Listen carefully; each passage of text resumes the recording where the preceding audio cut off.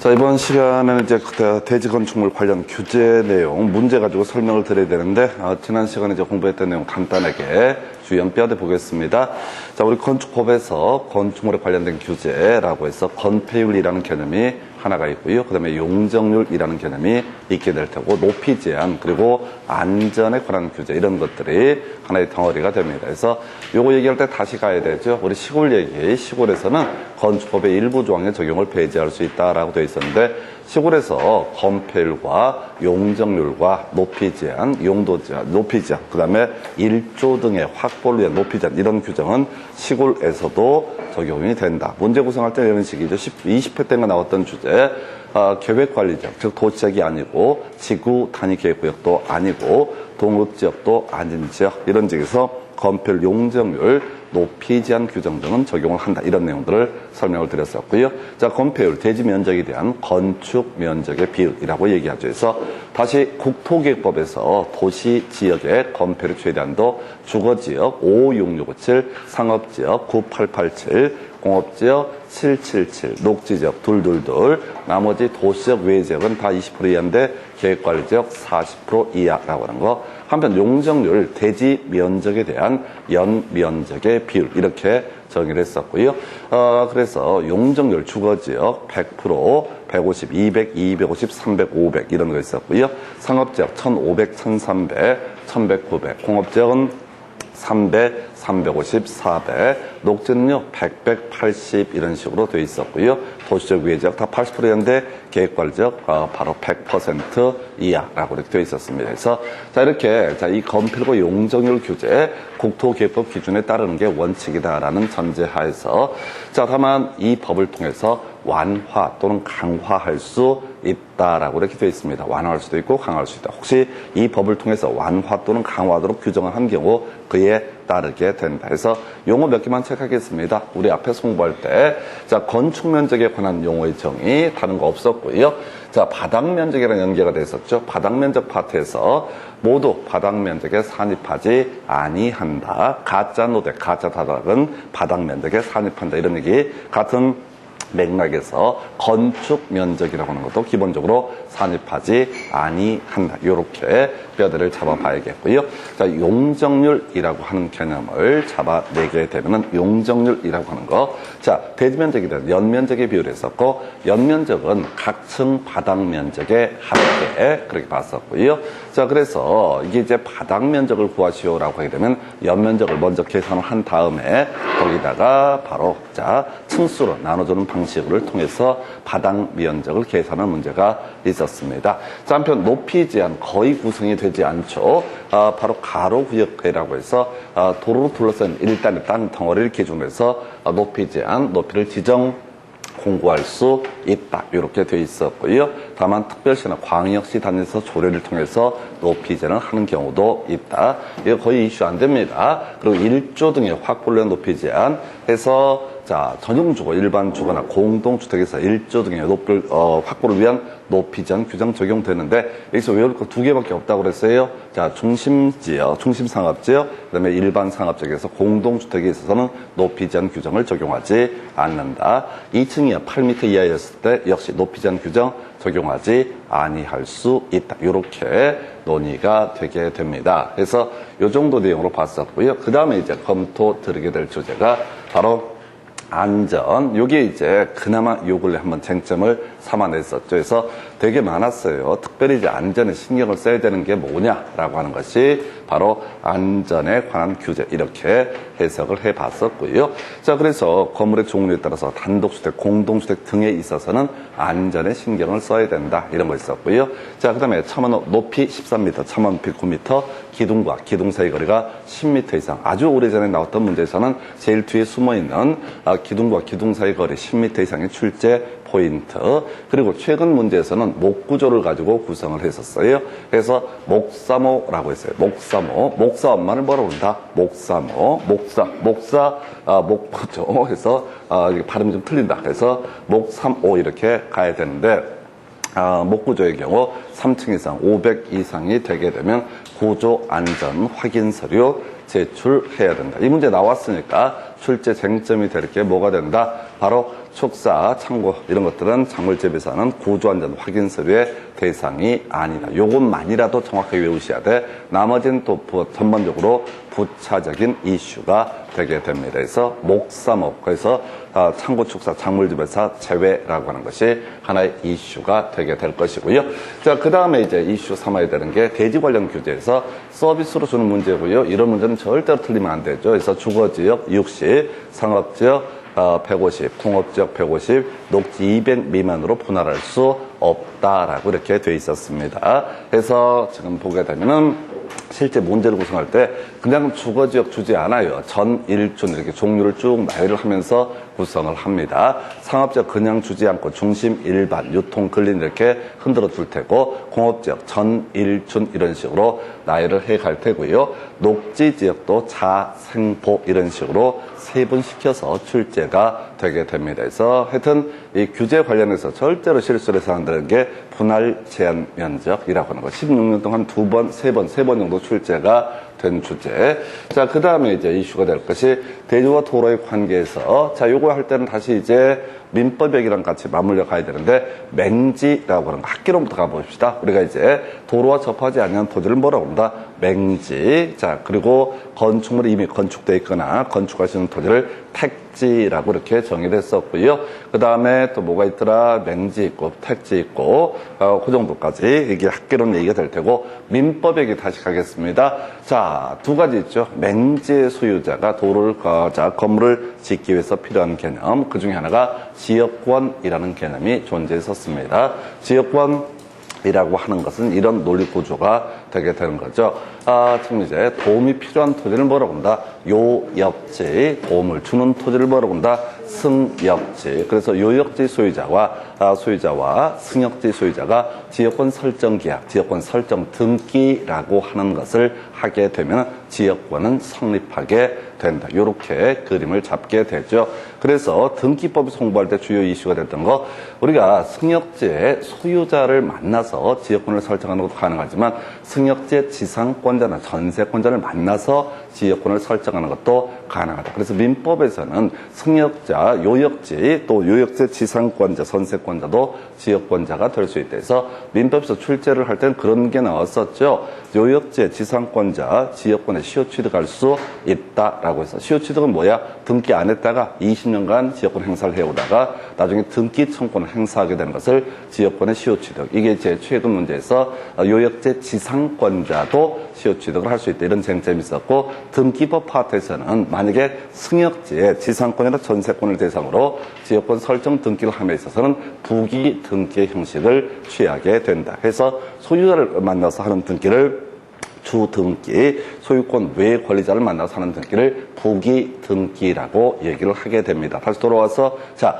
맹지 소유자가 지금 건물 짓기 위해서는 지역권 설정해서 그것도 하나의 방법이 될 수가 있겠고, 또 하나 주의 토지 통행권이라는 개념이 있었죠. 그래서 승역지 소유자가 협조를 안 한다라고 하게 되면 이때 법원에 주의 토지 통행권 확인 청구 소송이라는 것을 제기해서 그걸 가지고도 어떻다 해결하는 방법이 하나가 있을 수가 있겠다. 그래서 자, 우리 주의 토지 통행권 두 개만 외우십시다. 그래서 첫 번째 이슈, 출입할 수 있을 정도의 어떻다 족하다라고 하는 거, 이게 하나의 포인트가 되게 될 것이고, 두 번째 이슈가 유상이냐 무상이냐, 이게 출제 포인트.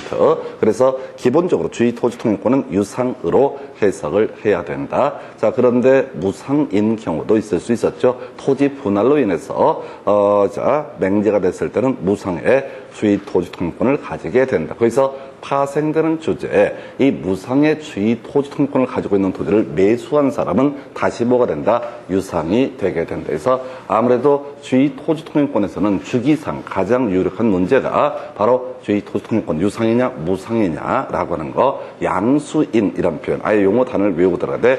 바로 주의 토지 통행권을 가지고 있는 맹지 소유자로부터 양수인은 다시 유상의 주의 토지 통행권을 가지게 된다. 이렇게 이제 가시게 되는 거예요. 그래서 하여튼 앞으로 이제 문제 어느 쪽이 됐든 간에 문제를 보시면은요, 답을 기본적으로 떠올리셔야 돼. 그게 한 50% 이상 돼야 됩니다. 그렇게 하는 게 실수도 줄이고 점수도 더 잘 나와요. 그래서 문제를 읽어보다가 영감이 떠올라서 이렇게 맞추게 되는 것들은 거의 불가능에 가까워요. 여러분들은 시험 보시게 되는 순간, 지문을 보는 순간, 그 순간부터 끊임없이 좌절을 하게 됩니다. 내 지금 몸이 안 좋아서 오늘 하루 쉬려고 그랬었는데 시험날 괜히 왔다 이 생각을 겁나 하게 됩니다. 근데 꾸역꾸역 그러면서 또 이제 점 따고 이렇게 하는 거니까 버티는 싸움이고요. 다시 돌아와서 여기서 주요 이슈. 대지는 도로의 몇 미터? 2미터 이상 접해야 된다. 이게 기본 원칙. 자, 그런데 출제 포인트가 되는 것은 특례라고 해서, 자, 건축물 2천 이상일 때 4미터 이상 접해야 돼. 이건 안 외우는 게 편해요. 실제 외워야 될 것은 뭐라고요? 공장일 때, 공장인 건축물인 경우 3천 이상일 때 4미터 이상을 접해야 된다라고 하는 거. 이게 한번 나왔으니까 지난번 그 당시에 뭐라고 공장 2천일 때 4미터 이상을 접해야 된다 해서 틀리게 뽑았었고요. 그럼 앞으로 나올 수 있는 거 창고 축사 작물 재배사 같은 맥락이죠. 이런 데를 축사 작물 재배사구나. 축사 작물 재배사는 접하지 않아도 된다 해서 이렇게 두 가지 쟁점 하나 보셨고, 그 다음에 이제 논의하게 될 주제가 지금 이제 이건 별 쟁점 안 되고, 자, 건축선 관련한 주제 다시 한번 스크린을 봐야 되죠. 건축선이라고 하는 거. 자, 건축 가능선이라는 개념이 되죠. 그래서 기본적으로 건축선은 대지와 도로의 경계선을 뭘로 삼는다? 건축선으로 삼게 된다. 그런데 소요 너비에 미달한 도로, 즉 폭 4m가 안 되는 도로의 경우 최소한 몇 미터? 4m를 확보해 주는 게 좋겠다. 양쪽에 대지가 있으면 도로의 중심선에서 도로 소요 너비의 2분의 1, 즉 2m씩을 후퇴한 점을 연결한 선을 뭐라고 그런다? 건축선이라 부르게 될 테고, 도로 한쪽에 경사지 등이 존재하고 4m가 안 됐을 때는 경사지 등이 있는 쪽 도로 경계선에서 도로 소요 너비만큼을 수평 이동한 선을 건축선으로 삼게 된다. 지정 건축선도 있는데 큰 중요한 쟁점 아니고요. 이 파트에서는 출제 이슈가 건축선 지정의 효과. 자, 건축물 담장의 지표 위 부분은 건축선의 수직면을 넘어서는 아니 된다. 시험에 나오는 포인트. 건축물 담장의 지표 아래 부분은 어떻다? 건축선의 수직면을 넘어도 된다. 이게 출제 포인트. 그 외에 자, 우리가 1층이나 2층에 문 열어서 밖으로 문을 열어버리면 출입 등에 지장을 줄 수 있다 해서 도로면에서 4.5m 이하에 있는 출입구등은 열고 닫을 때 건축선의 수직면을 넘지 아니하는 구조로 해야 된다 해서 두 가지 정도 출제 이슈 보셨습니다. 그리고 이 파트에서 제일 많은 출제가 되고요. 자, 할 때마다 헷갈리는 것 중에 하나가 상준일주라고 하는 것을 중심으로 보는 공개 공제. 우리 학기론 쪽에서 그런 거 나왔었잖아요. 자, 건폐율 규제 등 때문에 건물을 지을 수 없는 토지를 가리켜서 뭐라고 그런다? 공개 공지라고 이렇게 얘기를 하게 됩니다. 공지. 그래서 건폐율 규제 때문에 건물을 지을 수 없는 토지, 이걸 공지. 이런 논리 구조야. 토지가 이렇게 존재합니다. 건폐율이 90%다. 그러면 이제 90%까지 건물을 지을 수 있고요. 나머지 10% 부분은 딱 건물을 지을 수가 없죠. 이 부분에 대해서 이걸 우리가 개론에서는 뭐라고 한다? 바로 공지라고 이렇게 정의를 하게 됩니다. 그래서 이 공지라고 하는 것은 사유지이기 때문에 함부로 출입을 하거나 할 수 있는 것은 아니었었죠. 자, 그런데 상준일조, 상업지역, 준주거, 준공업, 그리고 어려웠던 일반 주거지역 같은 경우에는 어떻다? 이 빈 땅에서 긴 의자 등을 설치해서 사람들이 쉴 수 있게 일정한 편의시설을 설치해달라. 그래서 건물의 종류를 보면 우리가 이제 그런 거 나오죠. 문화민 집회시설이라든가 지금 이제 판매시설 이런 것들이 예시가 되는데, 백화점 이런 데 앞에 가면 공간 엄청 넓게 세팅해 놓고요. 의자 같은 게 설치가 되어 있습니다. 돈 많아서 돈질을 하는 게 아니라요. 법상 이렇게 공개 공제를 설치를 하게 되면 공개 공제 면적은 대지 면적의 최대 얼마? 10%까지 이렇게 공개 공제를 설치하게 되면 용적률하고 높이 제한 1.2배까지 완화 적용을 하게 된다. 그래서 앞으로 쇼핑 같은 거 가시다가 백화점 앞에 넓은 공간이 있으면 재벌들이 돈 많아서 돈질을 하고 있구나가 아니라 바로 용적률 높이 제한 완화를 받기 위해서 거기다 공개 공제를 설치한 것이다. 그래서 제일 어려운 주제는요, 상준 일주라는 주제예요. 이게 도배합니다. 해서 상업지역 전부입니다. 그 다음에 자 준주거, 준공업, 그리고 일반 주거 지역에서 준주거, 준공업은 상업적 요소가 가능한 땅이었습니다. 그래서 사람들이 낮 시간대 바글바글하다 이런 취지고, 그 다음에 일반 주거 지역 우리가 1종, 2종, 3종으로 대별을 해보게 되는데, 어찌됐든 법에서는 사람들이 좀 많이 모여 있는 동네로 낮 시간대 이렇게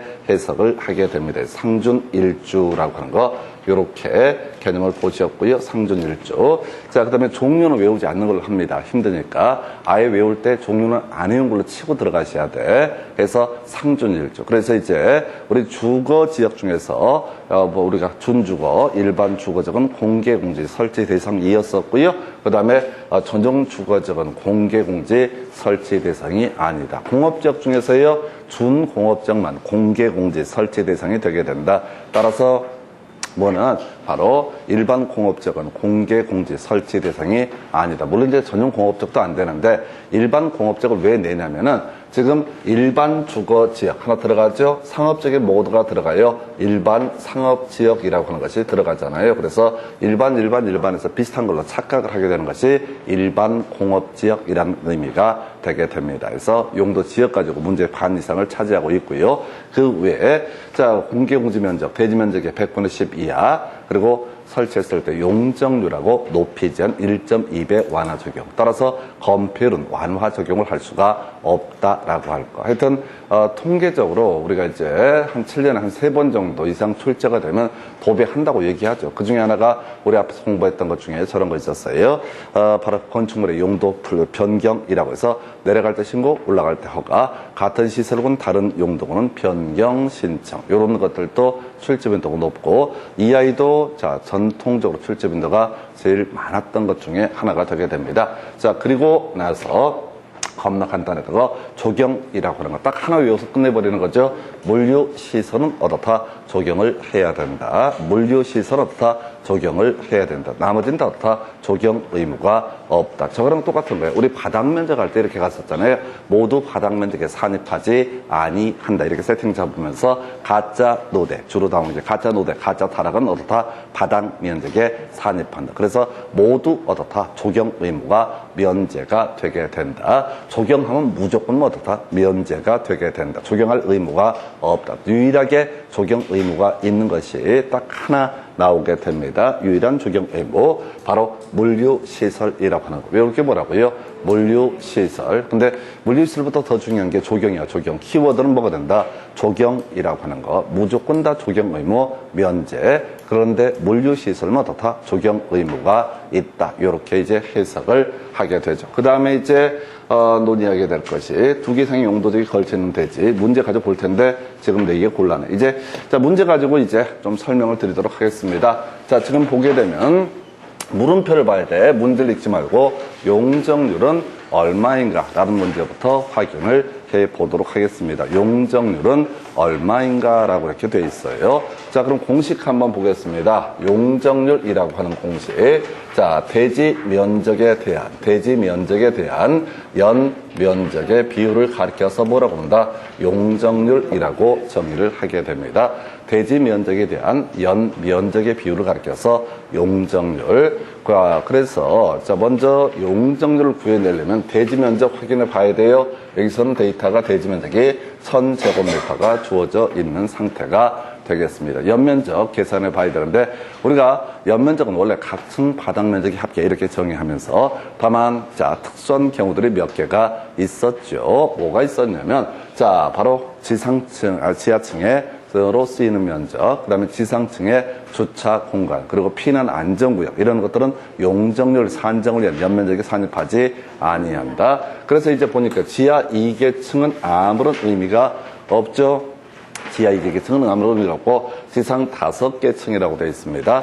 건축 면적은 필요가 없어요. 왜? 연면적이라는 게 각층 바닥 면적의 합계라고 정의하기 때문에 바닥 면적이라고 하는 거 480제곱미터라고 데이터가 주어져 있습니다. 자, 그러면 이제 지하층은 아무런 의미가 없고 지상 5개 층이 얼마? 각층당 480제곱미터에서 5 곱하기 480제곱미터 하면 2400이 나오나요? 그래서 바로 용적률은 2.4. 그럼 이제 퍼센트로 표시하게 되면 240%. 뭐 좀 오래전 문제 패턴입니다. 요즘엔 잘 내지 않아요. 한동안 되게 유행하다가 요즘엔 거의 내지 않는 것이 용적률에 관한 규제. 다시 갑시다. 용어의 정의, 기본적으로 용적률이라고 하는 것은 대지면적 곱분의 바로 연면적이라는 개념이 되게 될 것이고, 연면적의 기본 정의는 각층 바닥 면적의 합계. 다만 용적률과 관련된 연면적을 계산할 때 지하층 면적과 지상층의 주차용으로 쓰이는 면적은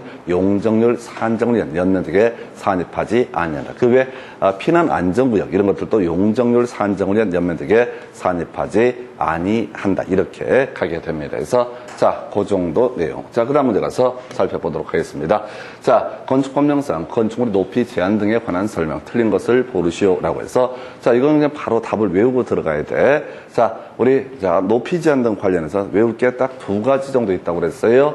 중심상업적, 일반상업적에서는 끄트머리 적용하지 아니한다. 외울 키워드가 뭐예요? 적용이라고 하는 거. 자, 키워드가 뭐라고요?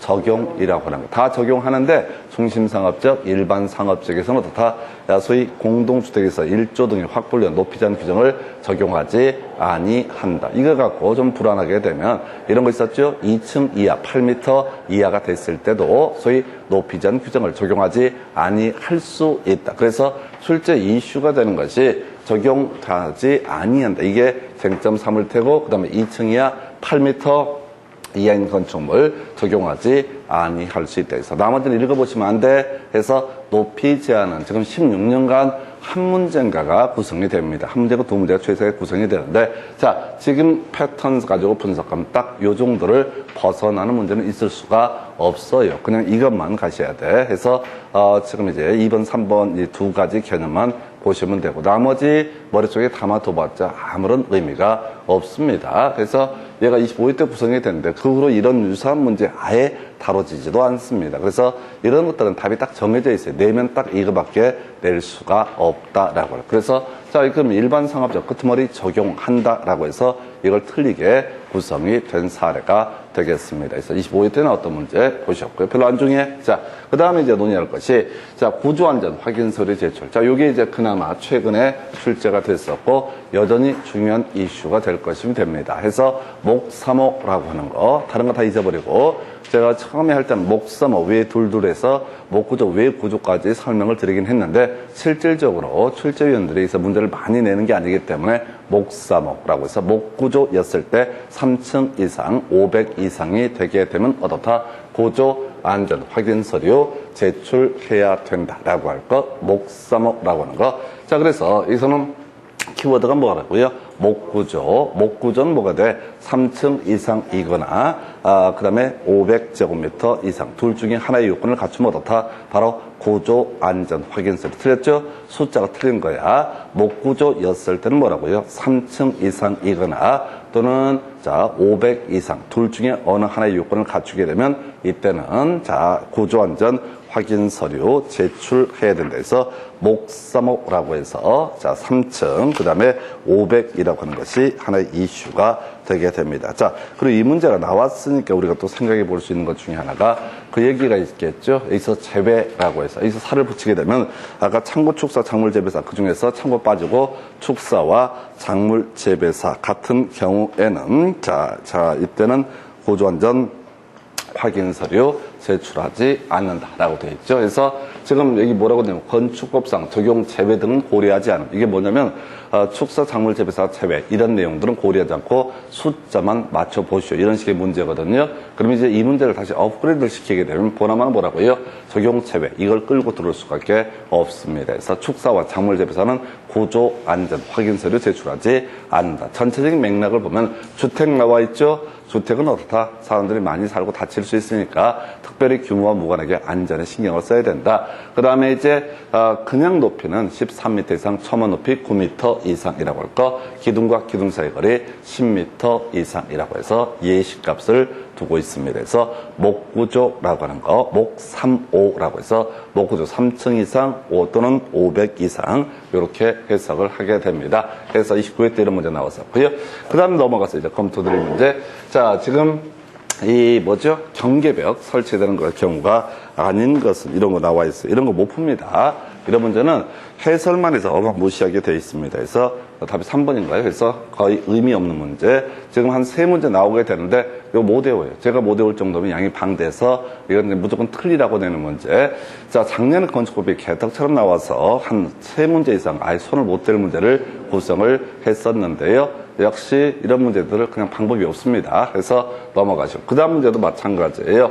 자, 여기서는 하나 알 수 있겠구나 해서 층수가 63층이고 높이가 190m인 여기까지는 알 수 있어요. 이게 뭐냐면 초고층 건축물. 기억 한번 해볼까요? 초고층 건축물이 어떻게 해서 자, 다시 50층 이상이거나 높이가 200m 이상인 건축물을 뭐라고 그런다? 초고층 건축물. 그 다음에 자 고층 건축물은 뭐 있었죠? 자, 30층 이상이거나 높이가 120m 이상인 건축물. 준초고층 건축물은 자, 고층 건축물 가운데서 초고층 건축물에 해당하지 아니하는 것. 이런 식으로 갔습니다. 그래서 이건 실질적으로는 우리 수험생 입장에서는 초고층 기억 정도만 알 수가 있었고요. 그 다음에 이제 우리 수업하는 와중에 몇 번 설명을 드렸었는데, 자, 이런 초고층 건축물에는 피난층으로 연결되는 피난 안전구역 등을 지상에서 30개 층마다 한 개소 이상 설치를 해야 된다. 그래서 서울 잠실의 롯데타워 이런 것들 보면 30층, 60층, 90층, 120층 이런 공간을 빈 공간으로 두고 있습니다. 그 이름하여 피난 안전구역이라는 개념이 될 테고, 이 피난 안전구역이라고 하는 이 주제와 연계해서 기억을 해보게 될 것이, 피난 안전구역이라는 것과 연계해서 살펴봐야 되는 것이 뭐가 있었냐면은 바로 지금 자, 용적률 산정을 위한 연면적에 피난 안전구역 면적은 어떻다? 포함시키지 아니한다. 이렇게 정리를 하게 됩니다. 그래서 하여튼 이것도 어려웠던 문제. 답은 4번이고요. 이런 것이 쫓아가시면 안 돼. 어려운 문제는 어렵게 버리시고 가면 되네. 자, 그 다음에 이제 뭐가 있냐면, 자, 지금 범죄 예방 기준에 따라서 건축해야 되는 건축물이 아닌 것이 이렇게 나와 있나요? 그래서 뭐 답은 5번 이렇게 제시를 했는데 의미가 없습니다. 이런 것들은 외워서 풀 수가 없어요. 양이 워낙 많아서. 여기까지는 다 버리는 문제. 3문제 정도 쓸데 없는 문제에서 이건 읽어볼 것도 없어요. 시험장 가봤자. 어차피 시험장 가시게 되면 손 못 대는 문제라는 걸 스스로 아시게 됩니다. 그냥 연필 잘 굴리시면 돼. 이런 것들은 그냥 읽어본다고 되는 게 아니야. 그냥 모르는 문제 무조건 나오니까 신경 쓰지 마시고 그냥 버리셔야 됩니다. 자, 그 다음에 이제 검토 드리게 될 주제. 자, 지금 이제 대지와 도로 등에 관한 설명, 틀린 것을 고르시오라고 해서, 자, 여기서 우리 공부했던 것은, 자, 1번인가요? 뒤에 키워드 좀 어려웠었죠? 자, 공장이라고 하는 거, 뒤에 접해야 된다. 4m 이상. 그랬을 때, 자, 원래는 원칙은 2000인데, 공장은 얼마? 3000 이상이 됐을 때, 4m 이상의 도로에 4m 이상 접해야 된다. 의미가 이렇다고 그랬어요. 자, 어떤 공장이 있는 대지라고 하는 거. 자, 지금 자동차가 출입을 하기 위해서는 얼마? 폭 4m 이상을 접해야 된다. 근데 공장 같은 경우는 좀 건축을 쉽게 해주기 위해서 규제 완화의 차원에서 공장은 3000 이상일 때 4m 이상을 접해야 된다. 이렇게 정의를 하게 됩니다. 그래서 1번 지문을 틀리게 뽑았고요. 나머지 지문 가지고 설명드리겠습니다. 쓰레기로 매립된 토지에 건축물을 건축할 때는 성토, 지반 개량 등 필요한 조치를 해야 된다. 자, 거기 이제 서울에 난지도라고 그러나요? 하늘공원 뭐 이런 거 있습니다. 그래서 여름철 되게 되면은 뭐 이제 사람들 나와서 산책하고 이런 것들 보통 TV 방송 등을 통해서 보여줍니다. 이렇게 잘 보면요, 그런 화면을 보게 되면 화장실 같은 게 있어요. 화장실 같은 거 건물이잖아요. 그래서 이 쓰레기 매립지 등에도 다 건물을 지을 수 있다. 다만 이제 일정한 안전을 위한 조치를 해야 된다. 별 의미 없는 질문. 그 다음에 자, 군수, 자, 끄트머리 건축선을 따로 지정할 수 있다. 나와 있죠? 쫓아가시면 안 되고요. 아까 우리가 공부했던 주제는 소위 이제 도로 4m가 안 됐을 때 자동으로 만들어지는 건축선을 설명을 드렸고, 그 외에도 자, 도시 지역에서 사람들 많이 모이는 지역에서 최대 4m까지 어떻다 건축선을 지정을 할 수가 있다. 이렇게 얘기를 하게 됩니다. 별 의미 없어요. 그래서 의미 없고, 자, 요거 담장의 지표 위 부분은 건축선의 수직면을 넘어서는 아니 된다. 오른편. 출제. 답을 뽑으려면 담장의 지표 아래 부분은 건축선의 수직면을 넘는 구조라도 무방하다라고 하는 것이 출제 이슈. 그 다음에 이제 공장 주변에, 좀 어렵네요. 광장 등, 공진 광장 등이 있을 때 끄트머리 접하지 않아도 된다라고 해서, 원래 맹지에는 건물을 지을 수 없고요. 그런데 맹지를 할 때도 허가가 나오는 경우가 있습니다. 출입할 수 있는 통로, 공지 등이 존재하게 되면은, 공지 등이 존재하게 되면 어떻다? 이때는 접하지, 2m 이상 접하지 않아도 된다. 근데 이제 이런 문제들이 거의 구성이 안 돼요. 그래서 지금 답됐던 거 다시 기억해야 돼. 공장 3천 이상일 때 4m 이상을 접해야 된다라는 개념 하나 있었고요. 여기다 살 붙이면 축사와 작물 재배에서 다 접하지 아니해도 된다. 두 가지 제일 예외적인 케이스 두 개만 설명을 드렸습니다. 그래서 답은 1번 이렇게 보셨어요. 그 다음 문제 가서 살펴보도록 하겠습니다. 이 문제가 지금 24회 때 구성되는 그 전에 한 두 번 더 나왔었어요. 이 문제는 혹시 낸다면 절대로 실수를 해서는 안 되는 파트. 분할 제한 면적이라고 해서 주거지역 60, 상업지역 150, 공업지역 150, 녹지 200 미만으로 분할할 수 없다 해서 다시 가볼까요? 여기 뒤에 나와 있죠? 자세히 보시면 말려버려요. 주거지역 얼마? 60, 상업지역 150, 상업지역 150, 공업지역 150, 녹지 얼마? 200이라고 해서 여기 보니까 최소 분할 제한 면적 기준이 가장 작은 용도 지역으로 되어 있고요. 일단 주거지역이 답이 되게 됩니다. 그래서 주거지역이 얼마? 60에서 답을 1번 뽑았어요. 그리고 이 문제 나오기 전에 좀 오래전에 나왔던 문제 패턴인데 그런 것들도 있으세요. 분할 제한 면적 기준 큰 거부터 작은 순서, 작은 거부터 큰 순서로 연결하시오. 그럼 이제 제일 큰 건 녹지부터 시작을 할 때고 제일 작은 게 뭐가 된다? 주거 지역이 되게 될 것이다. 거꾸로 이제 작은 것부터 큰 순서하면 주거 지역이 제일 앞에 있어야 되고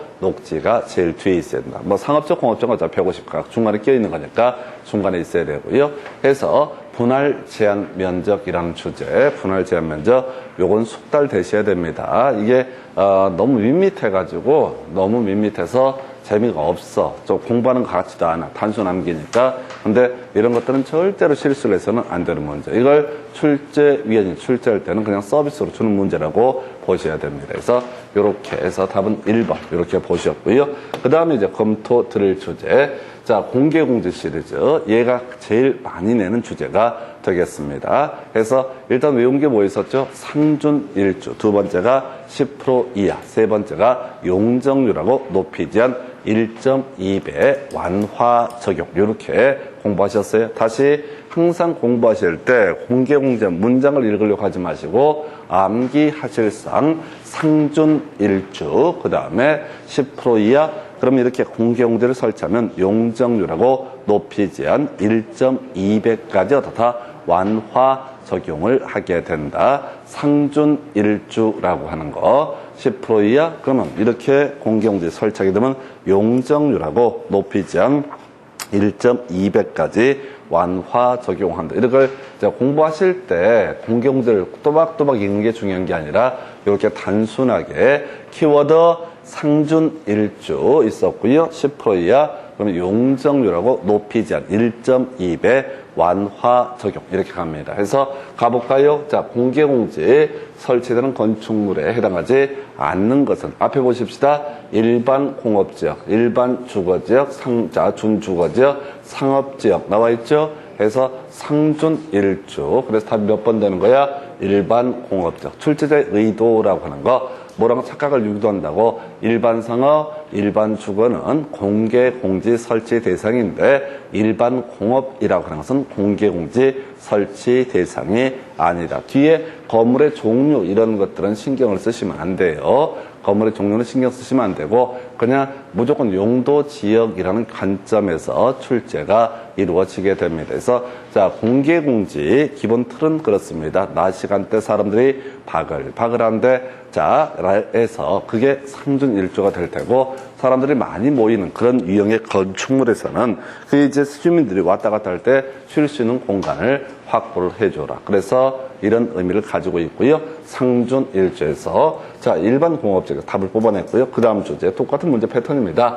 자 공개공제를 설치해야 되는 대상 지역에 해당하는 것은 나와 있죠. 외웠던 게 뭐야? 상준일주 해서 답은 2번 나오나요? 해서 그냥 상준일주, 상업지역, 준주거지역, 준공업지역, 그 다음에 일반 주거지역이라고 하는 거 상준일주 두 문제나 구성을 했습니다. 그래서 회차를 보니까 27회 때 하고요. 그 다음에 26회인가? 26회, 27회. 그래서 문제가 전혀 다른 것처럼 보이지만 특히 여기에 쓸데없이 건물의 종류를 분석을 하시면 안 돼요. 외울 수 없어요. 우리는 상준일주 10% 이하 용적률 높이전 1.2배 완화 적용. 요거만 외우기도 겁나 힘들어 해서 지금 이게 되게 간단하다고 오해하시는데 우리 지난 시간에 한번 다 이거 했었어요. 근데 오늘 또 보면 또 그냥 이해가 잘 될 뿐이야. 그 정도예요. 그래서 양들이 더럽게 많아가지고 방법은 스스로 줄여가셔야 됩니다.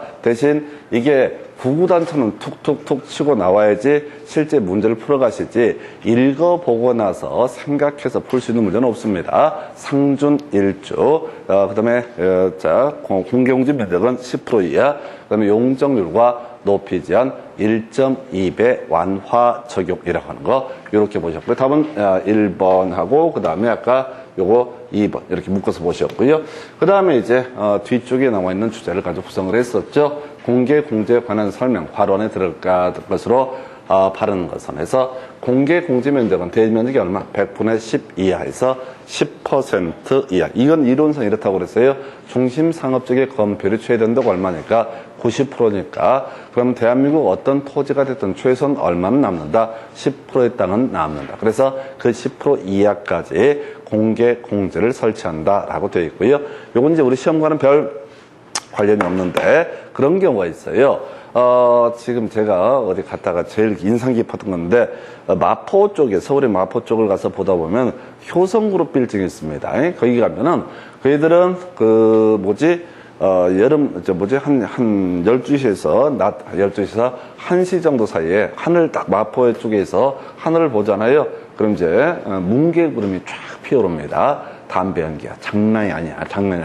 멀리서도 보여. 그래서 왜 그러나 해서 가서 봤거든요. 거기가 공개공지인데 마침 그 근처 건물 중에서 담배 피울 공간이 거기밖에 없어. 거기 막 사람들 장관입니다. 담배 끊어먹는 있는 사람이 50명, 60명씩 서 있다고 쳐봐. 근데 거기는 전에 이제 긴 의자 등을 설치했는데 하도 예색들이 다 12시에서 1시 반 사이 거기가 뭉게구름이 뭐 핵폭탄 터진 것처럼 올라온다니까 그래가지고 거기서 효성그룹에서요 거기다가 다 엎어버렸어요. 거기다가 그러고 나서 뭘 했냐면 나무를 심어버립니다. 그래서 나무를 심으니까 어떻게 되냐면 담배 피우는 사람들이 저는 이제 그 쓰레기가 통이 있었잖아요. 거기다 버리다가 나무 밑에다가 뿌리에다가 걸음 주는 마음으로 담배 꽁초를 버려. 해서 뭔 얘기하다가 지금 이제 공개공지에는 원래 긴 의자 등을 설치하는 게 일반적인데 가끔 보면 긴 의자 설치 안 하고요. 저쪽에 천호동에 가면 현대백화점이 있는데 걔들은 짧은 의자를 돌로 만들어 설치합니다. 뒤집니다. 내가 가다가 짧은 의자. 근데 짧은 의자라고요. 짧은 의자란 게 돌. 원석으로 만들어놨다고 도심에 둥그렇게 해가지고 누가 뒤에서 불러가고 고개 돌리고 얘기하고 하다가 무릎을 찧어버렸습니다. 미쳐버립니다. 그래서 저는 그 공개공제를 할 때마다 현대백화점 생각이 나는 거야. 나쁜 놈 새끼들이 긴 의자를 설치하지 짧은 돌로 만든 의자를 설치해서 무릎이 나갈 뻔했던 케이스. 지금 뭔 얘기하다가 공개공제는 자 조경면적으로 대체할 수 있다. 이런 것들도 있는데 우리 시험에 나오지 않아요. 어쨌든 여기서 이슈가 되는 게 용적률하고 뭐야? 높이 제한 1.2배. 절대로 건폐율은 어떻다? 완화 적용을 할 수가 없다. 해서 100분의 10, 1.2배에서 답은 2번 이렇게 구성을 합니다. 그래서 하여튼 밋밋하게 그냥 데이터로만 접근을 하시는 거야. 지금 7년 동안 공개공지 관련한 쟁점으로는 지금 이렇게 세 문제가 구성이 됐습니다. 해서 어느 쪽이 됐든 우리가 미리 예단할 필요 없고 예측할 필요도 없어요. 그냥 통계적으로 많이 구성하고 있으면 확률상 높으니까 어떻다? 단순 암기를 해야 되겠다라고 할 것 이렇게 보셨고요. 해서 이렇게 공개공지제도 다시 외우고 들어갑니다. 상준일주 그 다음에 10% 이하 그 다음에 용적률 높이 제한 1.2배 완화 적용이라고 하는 거. 이렇게 갑니다. 그 다음 주제 살펴보겠습니다. 자, 키워드. 여기서 뭐야? 적용이라고 하는 것이 나와 있죠? 키워드 뭐야? 적용. 다 적용하지 않아도 되죠? 근데 뭐는 적용을 해야 된다? 물류시설이라고 하는 것은 다 적용을 해야 된다. 27대 문제인가요? 공장 나와 있죠? 자세히 보지 마. 자, 물류시설 없죠? 그래서 모두 다 적용 의무가 면제가 되게 된다. 빨간 공장, 파란 공장, 찢어진 공장 다 필요 없고 물류시설이 아니면은 어떻다? 모두 적용 의무가 면제가 되게 된다. 그래서 이거 되게 심플하게 뽑고, 지난번 19회 때 문제 구성할 때는 그런 게 있었어요.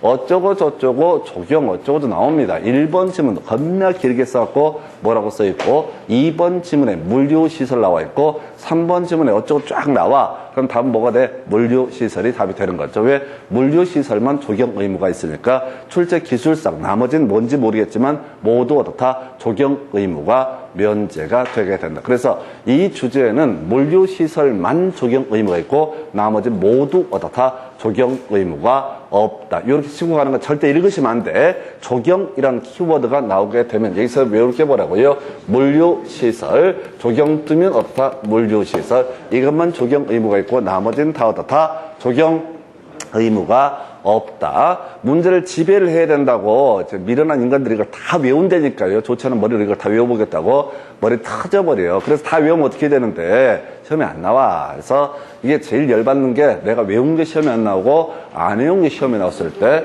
여기 바짝바짝 올라. 그럼 이제 방법이 뭐냐면 아예 안 외워버리는 거야. 그래서 제일 지혜로운 사람들은 이 공부를 아예 안 해. 그래서 학원 근처도 안 오고 그냥 맨날 음악이나 듣고 이렇게 아름답게 사는 거지. 그래서 먹방 이런 거 보면서 인생을 보내고, 어저께 어떤 우리 집에 사는 꼬마애가 있는데, 와, 밤 새벽 2시에 먹방을 보면서 이렇게, 야, 우리 뭐 또 중개사 강의 보는 사람도 웃기기도 하지만은 먹방 쳐보면서 처먹는 거 보면 그것도 사람 새끼인가 싶기도 하고. 그래서 다시 키워드 뭐라고요? 물류시설. 생각하는 거 아니에요? 물류시설은 어떻다? 적용 의무가 있다. 나머지는 다 어떻다? 적용 의무가 없다. 참고. 자, 참고는 적용 의무가 있어요? 없어요?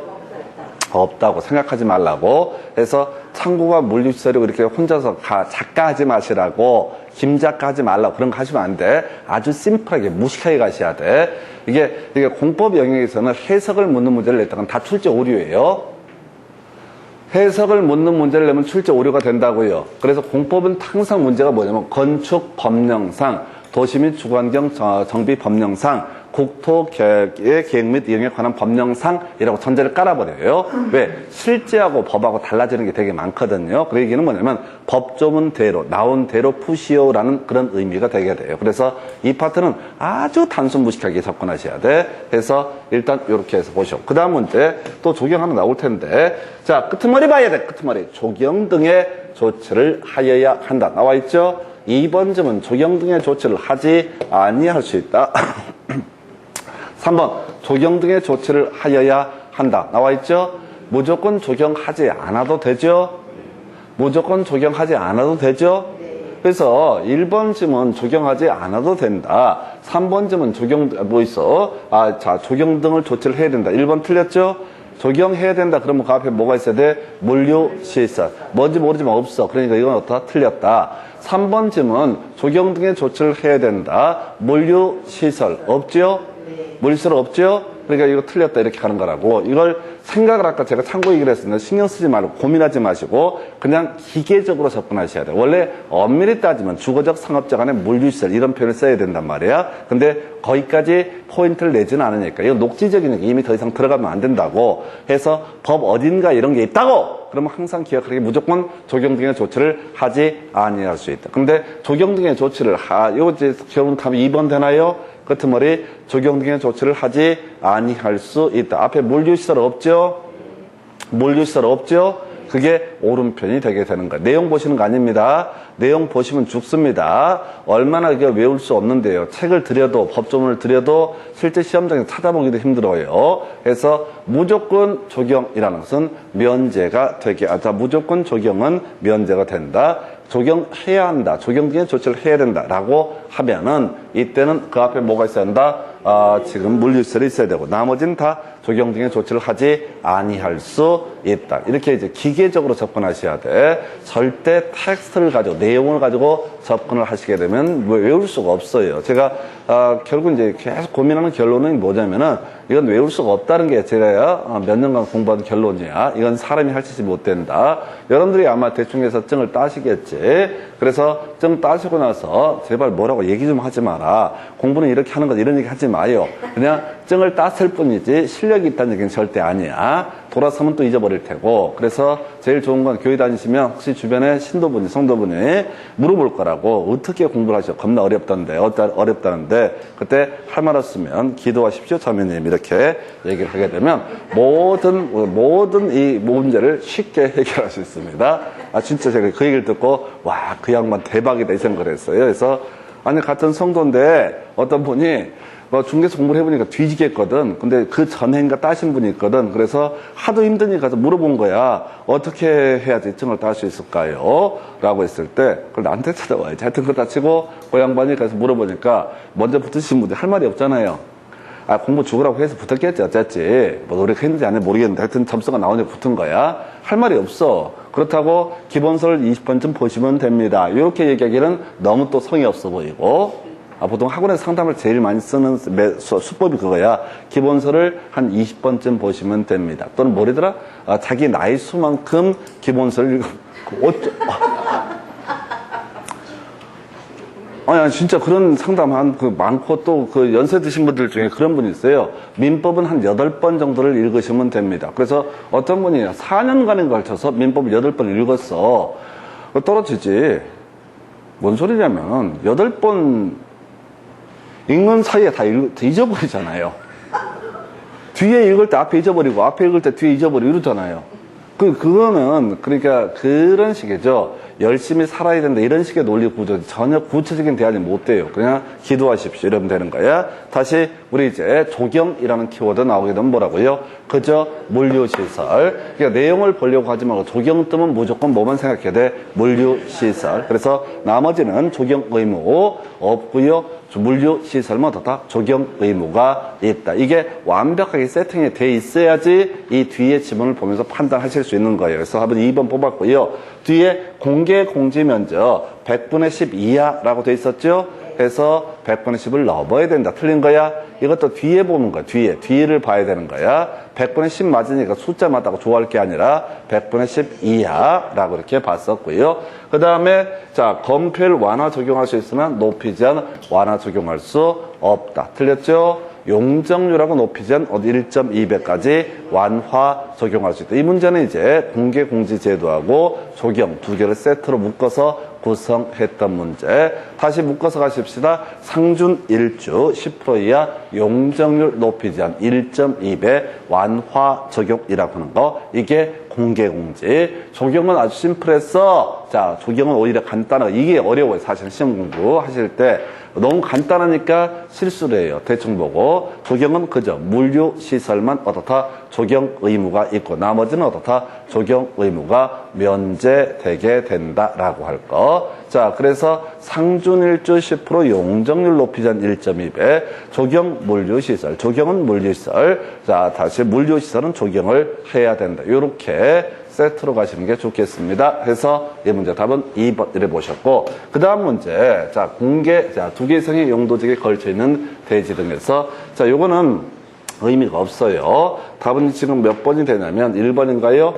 건축물이 방화지구에 속한 부분과 그 밖의 구역에 속한 부분의 경계가 방화벽으로 구역되는 경우 건축물 전부에 대해서 방화지구 안에 건축물에 관한 규정을 적용한다 해서 요거 우리 국토기획법 딱 한 번 24회 때인가 23회 때 나왔던 문제 건축물이 고도지구에 걸쳐 있을 때 대지건축물 전부에 대해서 고도지구에 관한 규정을 적용한다 해서 우리 국토기획법 용도지역을 한번 설명드린 주제가 있었고요. 건축물이 방화지구에 걸쳐 있을 때 원래 대지건축물 전부에 대해서 방화지구에 관한 규정을 적용을 해야 되는데 예외 있어요. 중간에 방화벽이라고 해서 화재가 확산되지 않도록 막는 벽이 있다면 이때는 자, 그 밖의 구역에 대해서는 방화치구에 관한 규정을 적용하지 않는다. 이런 식의 논리 구조인데 그냥 버려요. 이거는 이제 법령이 중간에 많이 대폭 개정이 되면서 제가 현행 법에 맞춰서 문제를 수정을 해놨지만은 지금에 와서는 의미를 가질 수가 없는 문제. 여기까지가 대지 관련 규제, 건축물 관련 규제. 다시 외워보겠습니다. 높이 제한 얘기 다시 한번.